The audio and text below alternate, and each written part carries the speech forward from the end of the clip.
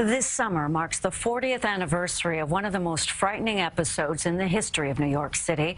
The summer that a serial killer who called himself Son of Sam roamed the streets randomly, killing innocent young people. CBS 2 Maurice DuBois traveled to a maximum security prison in upstate New York to interview David Berkowitz. I remember we were an hour away from the city, and everybody was afraid. After all that, to find out that this was a sort of a, you know, what people describe him as this chubby, shy, lonely guy who had the whole city buckling at its knees, afraid. It's a strange sensation.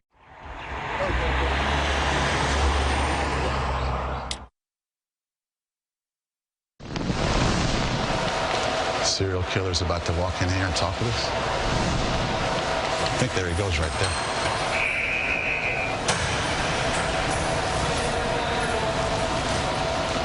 That looked like him, right? Hello. Hey, God bless you. Maurice DuBois. It's an honor to meet you, sir. Nice to meet you. Thank you for talking with us. Sure, okay. It's a big step, you know. I have my misgivings and nervousness and all those other things. But, understood. Is this a special place for you? Yeah, it is. Yeah, it's a place of refuge, you know. Refuge from the storms of life. And, you know, if you know anything about prison, there's a lot of storms. I've been locked up since the time of my arrest of just under 40 years.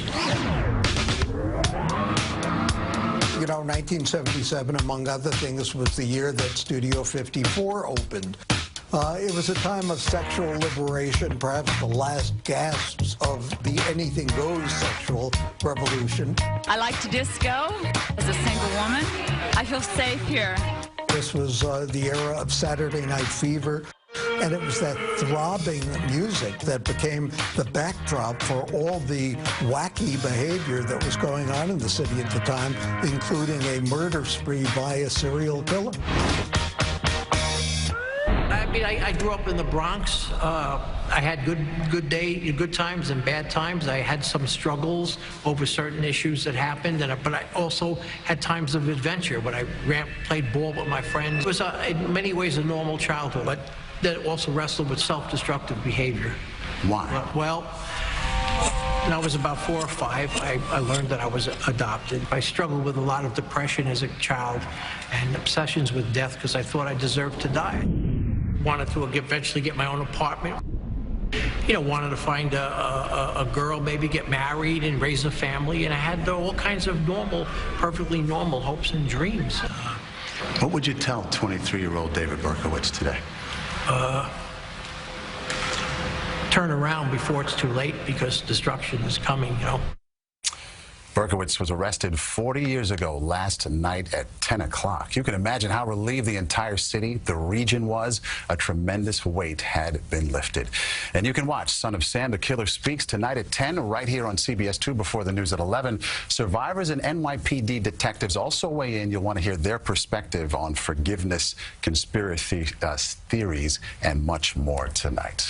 My heart, when you were walking in there, I was right with you. I felt my heartbeat go faster and faster. I had some butterflies. Totally tangible. You have natural misgivings, right? You don't know what kind of exchange it's going to be. All of it. Yeah. And when you said just a second ago about the region, I was not here. I was in Ohio at that point. And just to hear the term serial killer, no matter where we were in the nation, it traveled from New York City. And we had empathy for what was happening here, but we knew it could happen anywhere. Yes. You go back to '77, terrorism as we know it today wasn't a thing. And that's the most parallel I can draw to terrorism. Back then, we were all terrorized. This whole region, we were worried.